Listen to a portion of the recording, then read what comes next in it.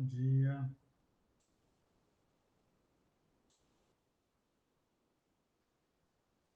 Hoje nós vamos começar a aula que fala sobre a escola keynesiana.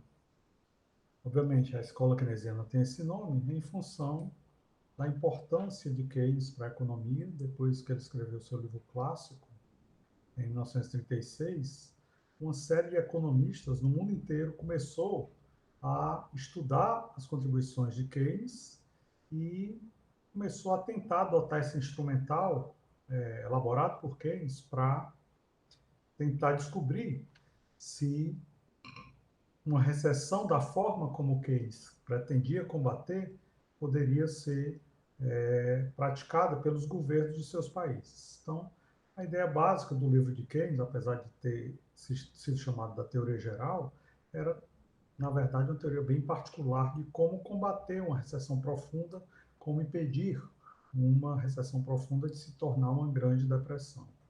Então, os economistas dos dois lados do Atlântico, né, no Ocidente, tanto na Europa quanto nos Estados Unidos, no Canadá, começaram, e até mesmo na América Latina, começaram a investigar as políticas propostas e defendidas por Keynes e começaram a recomendar os governos dos diferentes países a adotar essas políticas. E essas políticas acabaram tendo um enorme sucesso durante os 30 anos após a Segunda Guerra Mundial. Essas políticas se tornaram políticas muito influentes.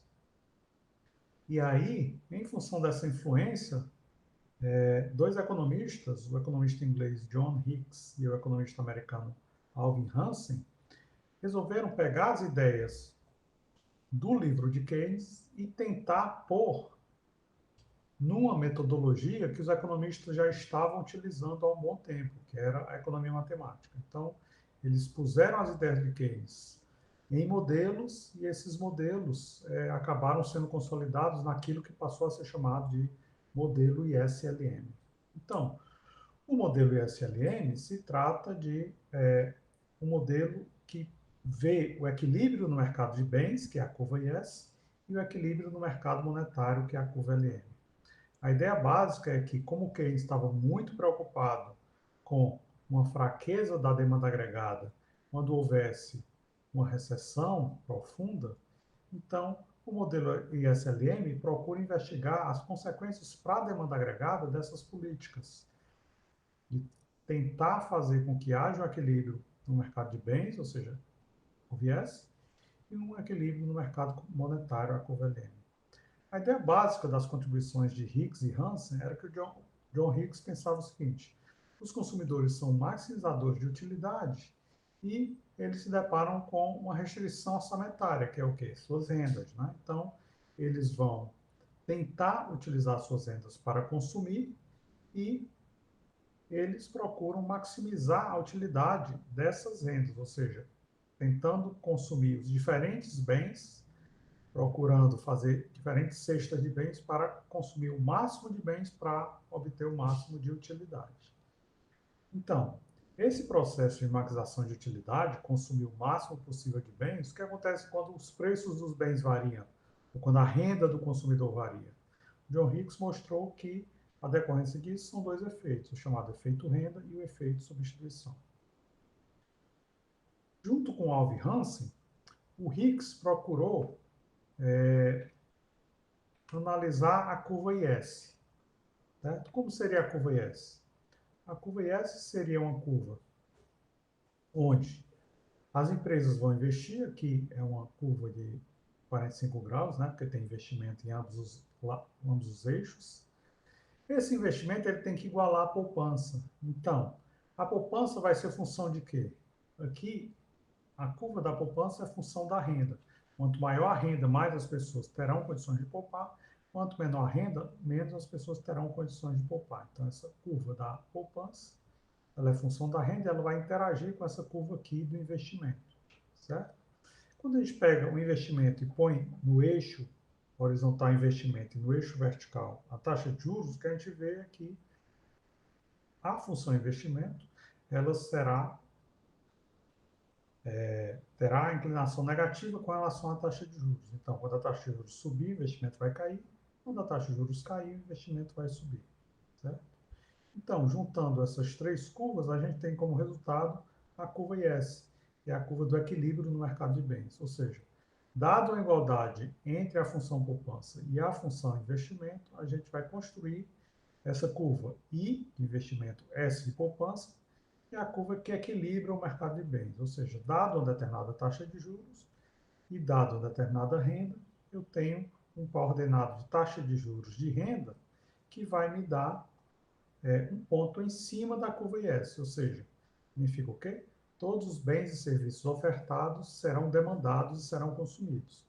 O que acontece se eu tiver uma modificação aqui, por exemplo, da taxa de juros, que cai de 1 para I2?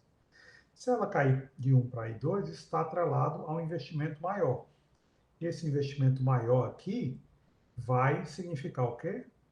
Investimento maior aqui vai significar uma poupança maior para fornecer esse investimento maior. Essa poupança maior vai exigir que a renda seja maior. Então, essa interação vai me dar uma renda maior, uma taxa de juros menor, uma poupança maior e um investimento maior.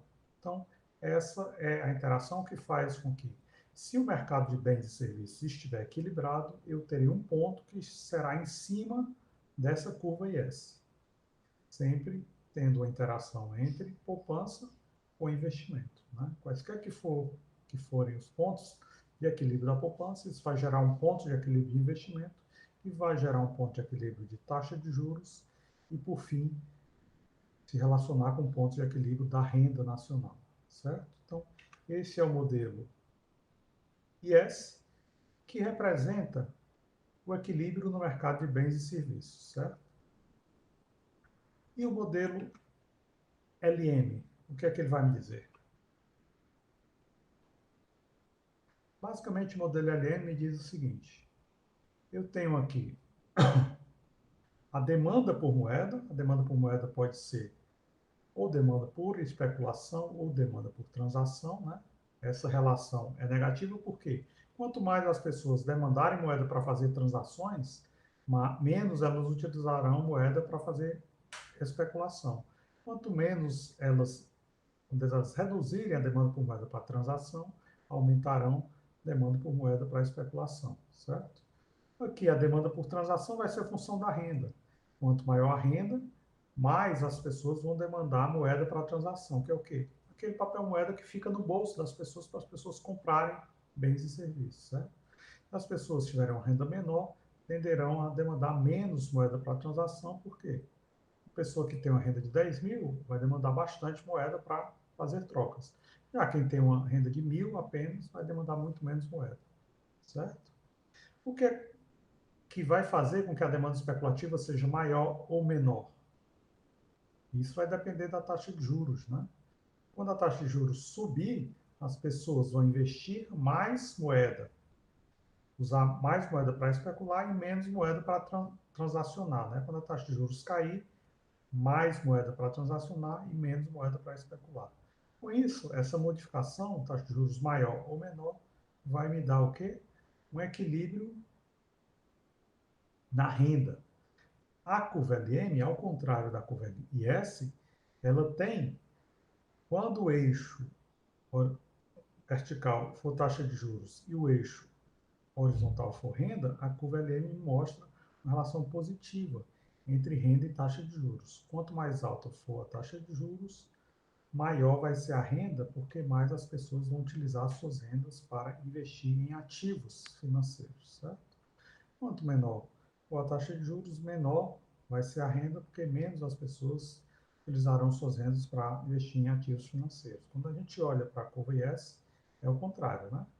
Uma taxa de juros menor significa mais poupança e mais investimentos sendo feitos na economia. Então a renda vai subir. Uma taxa de juros maior significa menos poupança e menos investimento sendo feito na economia, a renda vai ser menor. Então, essa é a estrutura LM, onde a curva LM é positivamente inclinada no plano renda, taxa de juros. Essa é a curva IS, onde a curva e essa é negativamente inclinado no plano taxa de juros e renda. Né? Muito bem.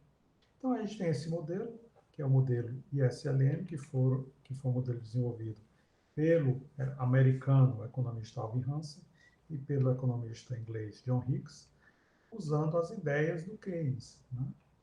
E aí, esse modelo vai ter a ideia de propor que tipo de políticas são mais favoráveis. Portanto, se a gente tiver nessa seção da curva LM, se a curva IS cortar a curva LM nessa seção, a gente estará com a taxa de juros muito baixa, e essa taxa de juros muito baixa é chamada de armadilha da liquidez. Quando nós estivermos próximos da área da armadilha da liquidez, a política mais eficiente é a política fiscal.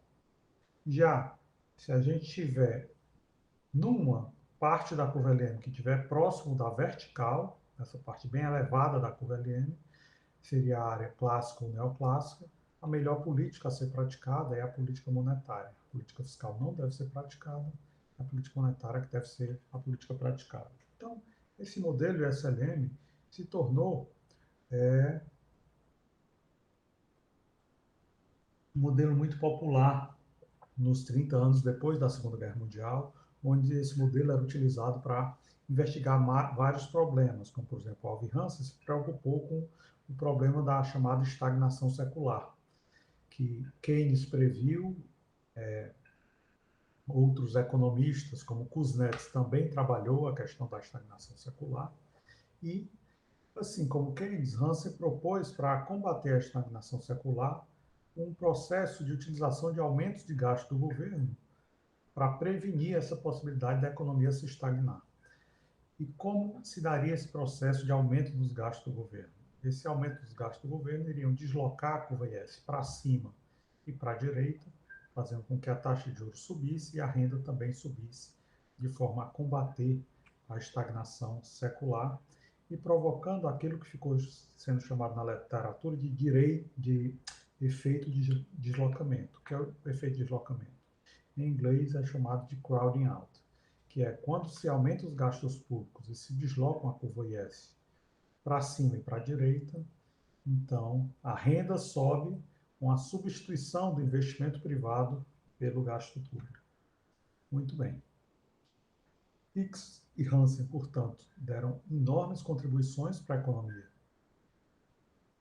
keynesiana, e outro economista americano, Paul Samuelson, ele já trabalhava nas décadas de 30 e 40 com a possibilidade de utilizar cada vez mais matemática para analisar os problemas econômicos. Então, ele escreveu um livro em 1947 e outro em 1948, utilizando a linguagem matemática sendo adaptada à análise econômica. E quando o Higgs e o Hansen desenvolveram o modelo SLM, usando a análise do multiplicador keynesiano desenvolvido por Keynes, então o Paul Samuelson pegou e pôs tudo em formas de equações para analisar como seria o desenvolvimento do multiplicador keynesiano. Então ele pegou essa equação, que é a equação da determinação da renda nacional, visto pela curva IS, né? Curva IS antes eu tinha apresentado como o quê? Y, que é o produto da economia igual à demanda agregada, que é C mais I mais G. Aqui a curva IS. Só que a gente pode também abrir a economia e apresentar o setor externo, que é o que o Samuelson faz aqui. Né? Com o setor externo, ele amplia a curva IS, agregando exportações X e importações Y. Quando a gente pega a função consumo e põe de uma outra forma, a função consumo é C mais B que multiplica Y menos T, ou seja, consumo autônomo A, mais o consumo que depende da renda disponível. O que é a renda disponível? É a renda das pessoas Y, menos o pagamento de impostos T. E o que é T? Uma parte dos impostos são pagos independente da renda, T0, e outra parte dos impostos, que é o imposto de renda, é pago de acordo com a renda. Quanto maior for a renda, maior vai ser o pagamento de impostos, pelo menos dessa parte dos impostos. Então, a função consumo para o Paul Samuelson fica dessa forma, C igual a A mais BY menos BT0 menos BT minúsculo T maiúsculo. A função investimento vai ter uma parte do investimento que é autônoma, I0, e outra parte do investimento que depende da renda. A função gasto do governo é exógena, G0, a função exportação é exógena, e a função importação tem importação que não depende da renda, M0, e tem uma parte da importação que depende da renda. Quanto maior for a renda, mais o país vai exportar, vai importar. Perdão. Então, o Paul Samuelson pegou essas variáveis autônomas, que tem no I, no G, nas exportações X e nas importações M, são variáveis que não dependem da renda, e tentou pegar também variáveis que dependem da renda, né? Como ZY, investimento que depende da renda, MY, as importações que dependem da renda, certo? Ele chamou esse termo ZY de acelerador do crescimento do investimento, né? E ele procurou achar, então, qual seria a renda de equilíbrio. Resolvendo aquela equação, botando vários parâmetros para um lado e para o outro, ele chegou a essa equação do multiplicador keynesiano, que é a determinação da renda de equilíbrio, onde esse termo que fica entre chaves é chamado de multiplicador complexo dos gastos autônomos. E esse termo que fica entre parênteses é chamado de gastos autônomos, certo? O que é importante saber, que faz parte do multiplicador complexo? É a propensão marginal a consumir, B, a propensão marginal a taxar, T, a propensão marginal a importar, N, e a propensão marginal a investir, Z. Esses são parâmetros muito importantes para determinar a renda de equilíbrio. E dentro dos gastos autônomos temos A, consumo autônomo, B, a propensão marginal a consumir, que está aqui no multiplicador e também está aqui, multiplicando os tributos ou os impostos autônomos, investimento autônomo, gastos autônomos do governo, exportações autônomos e importações autônomas. Muito bem. Com isso, a gente tem aquele que é uma das mais importantes contribuições de Keynes, né, e que Paul Samuelson tentou, utilizando a economia matemática, calcular, que é o multiplicador complexo, multiplicador keynesiano complexo. Paul Samuelson também utilizou outras ideias derivadas do keynesianismo, uma das mais importantes é a curva de Phillips. Não foi Keynes quem inventou a curva de Phillips, foi um economista da Nova Zelândia chamado Albert Phillips. Foi o que ele fez. Ele foi para a Inglaterra e na Inglaterra ele pegou dados da economia da Inglaterra e do país de Gales de aproximadamente 100 anos, de 1861 até 1957. Durante esses 100 anos, ele notou uma coisa muito pitoresca. Quando ele punha esses dados num gráfico, onde no eixo horizontal tinha a taxa de desemprego e no eixo vertical tinha o aumento médio do nível de preços, o que foi que ele descobriu? Descobriu uma regularidade estatística. O que é essa regularidade estatística? É o fato que, um ano depois do outro, de 1861 até 1957, um ano depois do outro, o que acontecia? Quando a taxa de desemprego caía, isso estava atrelado a um aumento no nível de preços. E aí, no ano seguinte, se o nível de preços caísse, a taxa de desemprego costumava subir, sempre acontecendo esses movimentos. Quando um caía, a outra subia, quando uma subia, a outra caía. Então, esses movimentos mostraram haver uma regularidade estatística entre taxa de desemprego e taxa de variação de nível de preços. O Albert Phillips fez esse estudo para a Inglaterra e País de Gales, e aí o Paul Samuelson se juntou com Robert Solow, que é outro economista keynesiano, onde eles foram testar isso para os Estados Unidos. Eles escreveram um artigo em 1960, utilizando esse conceito de curva de Phillips, e descobriram a mesma coisa nos Estados Unidos. Então, só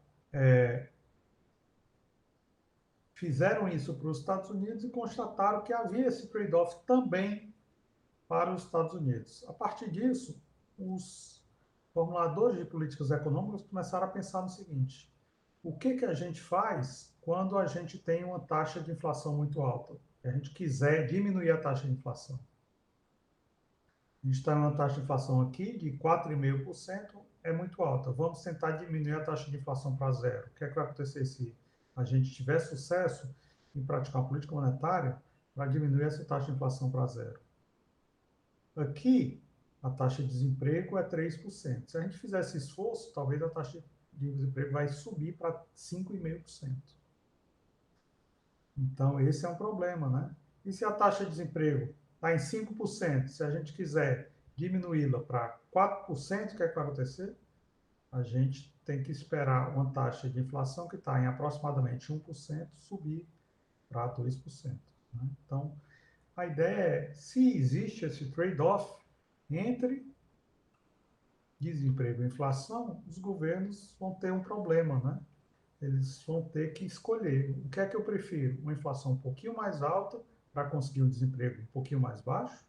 Ou eu preciso combater a inflação e fazer com que ela fique um pouquinho mais baixa e para isso tenho que aceitar que a taxa de desemprego vai subir um pouco mais. Então, passou a existir esse trade-off e os economistas, depois disso, passaram a se chamar de novos keynesianos. Obviamente que sempre havia economistas novos clássicos, né? E economistas monetaristas, neoclássicos e novos clássicos que não concordavam com as ideias keynesianas, mas a gente vai ver os economistas, a contribuição deles depois. Agora a gente vai ver a contribuição dos economistas chamados novos keynesianos, que eles procuraram pegar algumas das críticas que os economistas neoclássicos faziam à estrutura keynesiana e incorporar em modelos novos keynesianos, mas enfatizando a tradição de economistas keynesianos em seus modelos. O que era o primeiro aspecto que os economistas novos keynesianos achavam importante de enfatizar, que vinha de Keynes? A existência de preços e salários inflexíveis, ou seja, os economistas, tanto os clássicos do século XIX quanto os neoclássicos do século XX, eles pensavam o seguinte: quando houver uma recessão, os preços vão cair, os salários vão cair, e aí essa recessão vai ser curta, tudo vai se ajustar rapidamente. Preços e salários caindo significa que o mercado de bens e serviços e o mercado de trabalho vão se ajustar, tudo vai voltar rápido ao equilíbrio e o problema da recessão vai deixar de existir rapidamente. O grande problema é que os novos keynesianos trabalhavam com a ideia de que os preços e salários eles não conseguem cair com muita facilidade, eles são inflexíveis. Os preços, por quê? Boa parte da economia funciona não em um sistema de concorrência perfeita, mas de uma concorrência imperfeita, ou seja, monopólios e oligopólios. Portanto, quando há uma recessão, os preços de monopólios e oligopólios não caem. Monopólios e oligopólios conseguem segurar os preços mesmo que haja uma recessão e haja grandes estoques em seus pátios, nas suas fábricas. Outra coisa são a existência de sindicatos fortes. Sindicatos fortes fazem com que os salários não caiam durante uma recessão. Sindicatos fortes ajudam a aprovar leis de pisos salariais de salários mínimos, portanto, o salário não pode ser menor do que aquele piso salarial, do que aquele salário mínimo. Se os salários não podem cair, nem os preços caem durante uma recessão, então a recessão não é superada rapidamente. Ela demora muito a ser superada. O segundo ponto dos economistas novos keynesianos é a existência de custos de Menier. Ou seja, ao invés das empresas fixarem seus preços e ficarem mudando o tempo todo os preços, de acordo com as mudanças nos preços de insumos, mudanças nos custos de produção, mudanças nos salários dos trabalhadores, o que é que elas fazem? Elas veem todas essas variações de custos e procuram pôr o preço num patamar superior para quando essas variações ocorrerem, elas não precisem modificar os preços. Então, os custos estão aumentando, estão variando, mas elas ficam durante um bom tempo com um preço bem acima. Só quando esses custos subirem demais e se aproximarem ou superarem os preços, é que elas finalmente vão reajustar seus preços. Então, a ideia dos custos de Menin é o quê? Mesmo que os custos das empresas estejam aumentando bastante no curto prazo, elas mantêm os preços fixos. Elas demoram a reajustar seus preços. Não ficam seguindo toda a variação de custo que ocorre no curto prazo. Certo? Então, a ideia básica é o quê? Nos modelos dos novos keynesianos, quando havia um estímulo, por exemplo, eu estou aqui com a oferta agregada AS1 e uma demanda agregada AD1. Certo? O ponto A é o ponto de equilíbrio, nível de preços é P1, nível de produção da economia é Q1. Aí tem uma recessão. A recessão joga a demanda agregada de AD1 para AD2. Pá, a demanda agregada cai para baixo e para esquerda. Então, eu tenho aqui, eu saio do ponto A, vou para o ponto B. A ideia básica dos economistas neoclássicos que criticam a estrutura keynesiana é o quê? É que, com essa queda dos preços, a tendência é a produção sair de A para B e cair desse Q, não diria Q1, né? Aqui seria o quê? QL. QL para Q1. Então, se eu saio de A para B, vou de QL para P1, vou de QL para Q1, saio de P1, vou para P2. O B fica, então, em Q1 e P2. Só que é que os economistas neoclássicos dizem. Eles dizem o seguinte, com essa mudança na demanda agregada, de AD1 para AD2, a oferta agregada vai cair de AS1 para AS2, fazendo com que os preços caiam mais para baixo de P2 e o novo equilíbrio vai ser no ponto C, que é em cima de QL, o mesmo ponto de A. Né? A fica em cima de QL, C fica em cima de QL e os preços vão cair ainda mais. Só o que é que os economistas novos keynesianos dizem? Não, a gente não saiu de A para B e vai de B para C, não. A gente vai de B para D. Por quê? Porque eu tenho pisos salariais, eu tenho salários mínimos. Então, com os pisos salariais, com salários mínimos e com oligopólios e monopólios na economia, as empresas não vão diminuir seus preços. Quando eu tenho uma demanda agregada que caiu de AD1 para AD2, então o que vai acontecer é que a oferta agregada vai se modificar para cima e para a esquerda, ficando em cima de D. Com isso, o nível de preços não cai, o que cai é a produção que vai cair mais, então uma recessão, que seria de QL para Q1, vai se aprofundar e vai para Q2. Por quê? Porque os preços são inflexíveis, os salários são inflexíveis.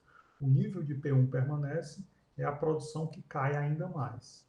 Então, essa é a resposta dos novos keynesianos para dizer que a economia não se restaura com flexibilidade de preços, voltando essa quantidade de equilíbrio inicial. Os novos keynesianos dizem que a economia vai entrar em recessão ainda mais profunda, indo para o ponto D. A gente não vai para o ponto C, a gente vai para o ponto D. E preços são inflexíveis, salários são inflexíveis. E o terceiro ponto que os economistas novos keynesianos falam é de contratos, que são formais ou informais. Ou seja, isso reforça o fato do preço serem fixos. Né? Se muita coisa está acontecendo na economia, mas os contratos de aluguel, os contratos de trabalho são feitos em períodos de pelo menos 12 meses ou então superiores a 12 meses, se acontece uma grande recessão, uma pandemia, o que acontece? O reajuste desse aluguel, desse salário, vai demorar muito tempo, né? E durante esse período, então, essa recessão vai se aprofundar ainda mais até que os salários e contratos possam ser reajustados. O que pode limitar que isso aconteça? O fato de termos setor informal na economia. Né? Pode ser que o setor informal, se muitas pessoas trabalharem no setor informal, pode ser que o salário dessas pessoas caiam.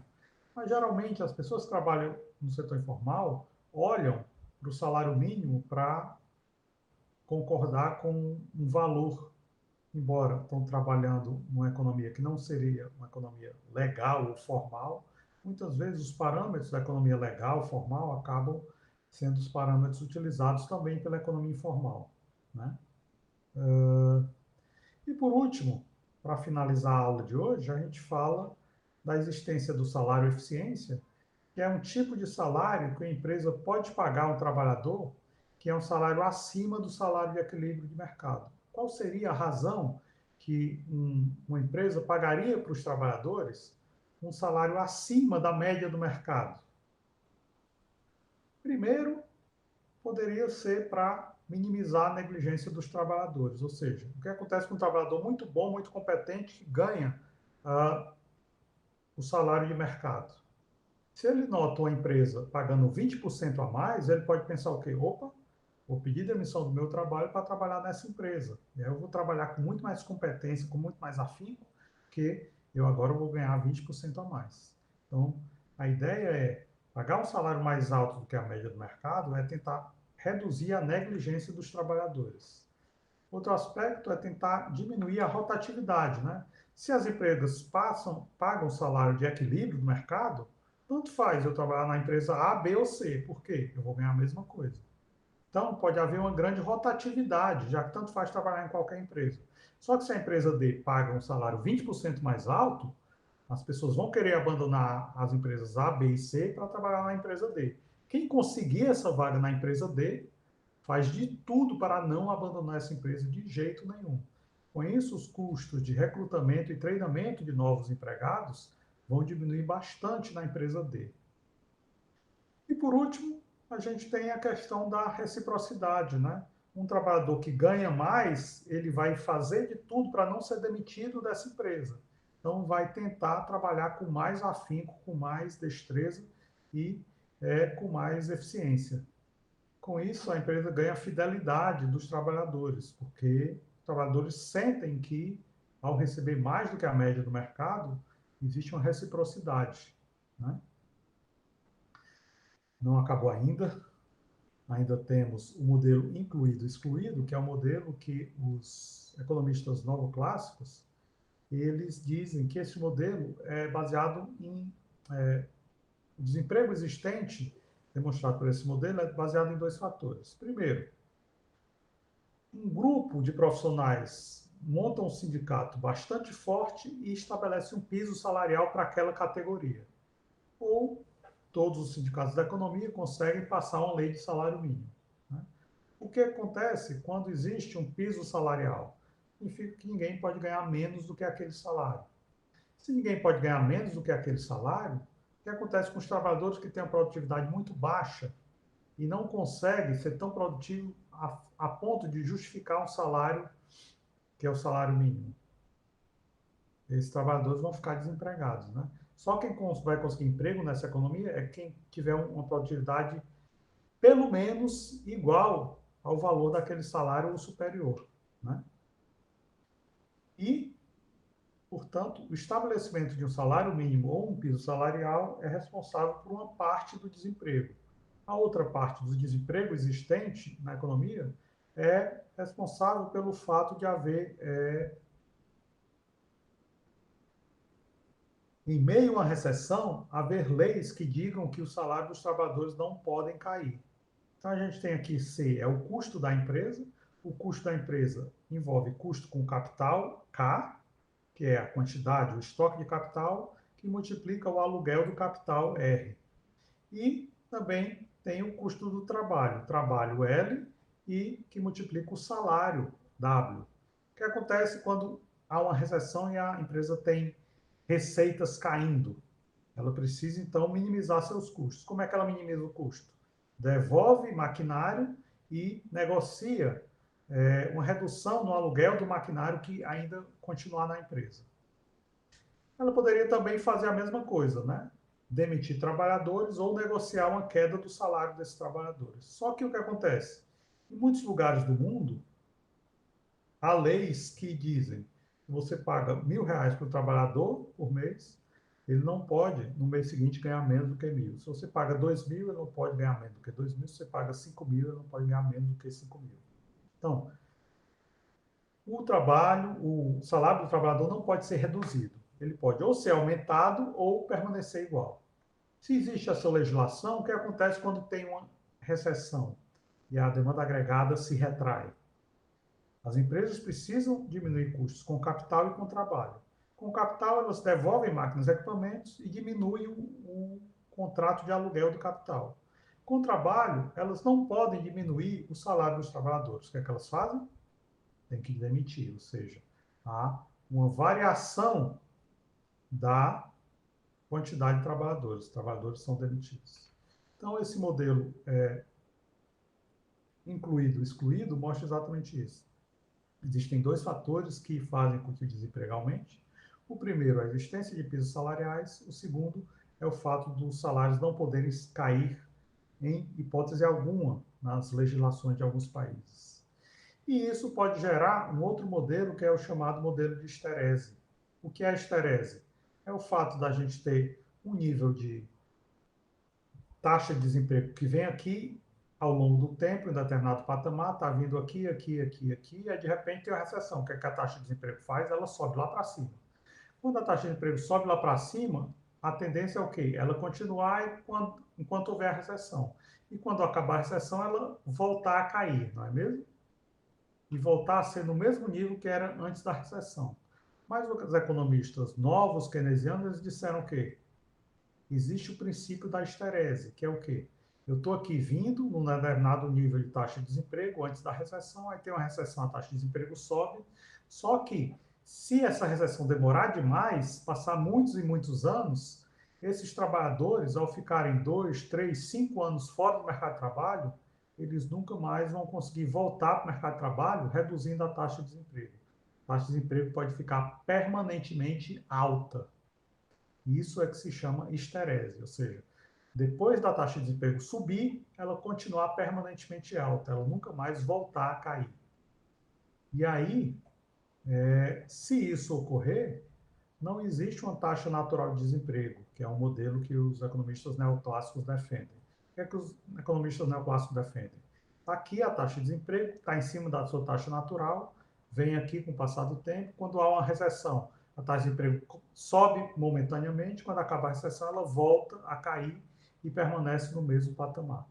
Então os economistas neoclássicos discordam da hipótese da esterese e os economistas novos keynesianos defendem que quando as recessões são muito profundas, elas expulsam trabalhadores do mercado de trabalho durante períodos muito longos e esses trabalhadores nunca mais voltam ao mercado de trabalho, portanto, não existe taxa natural de desemprego. A taxa de desemprego pode ser num patamar durante algum tempo, mas de uma hora para outra ela pode subir muito, como ela também poderia eventualmente cair muito. Né? A ideia de que a taxa de desemprego varia bastante ao longo do tempo, dependendo da profundidade e da frequência das recessões. Certo? Bem, é isso. Acabamos por aqui a aula de hoje. Espero que vocês tenham aproveitado e a gente fica por aqui. Até a próxima aula. Tenham todos uma ótima semana. Tudo de bom.